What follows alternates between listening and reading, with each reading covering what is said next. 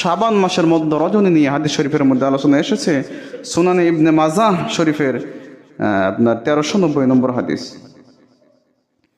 আল্লাহর নবী বলেছেন, عن أبي موسى الأشعري رضي الله تعالى عنه قال عن رسول الله صلى الله عليه وسلم قال إن الله لا يطلع في ليلة النصف من شعبان فيغفر لجميع خلقه إلا لمشرك أو مشاحن।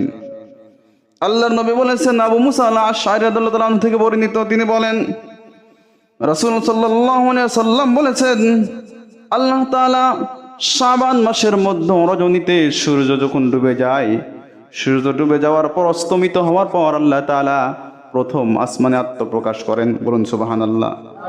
প্রথম আসমানে আত্মপ্রকাশ করেন।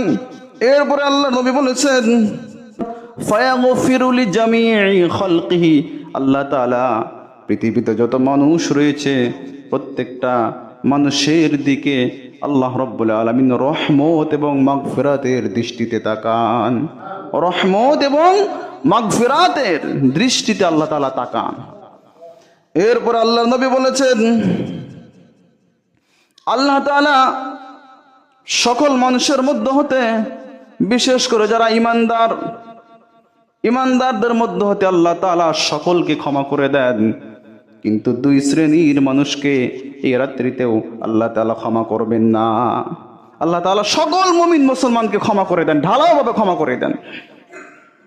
এই শবে বরাতের রাত্রিতে আল্লাহ তাআলা প্রথম আসমানে আত্মপ্রকাশ করেন এবং আল্লাহ তাআলা সকল মাখলুক, সকল সৃষ্টিজীবের দিকে আল্লাহ তাআলা রহমত এবং আপনার মাগফিরাত এবং বরকতের দৃষ্টিতে তাকান।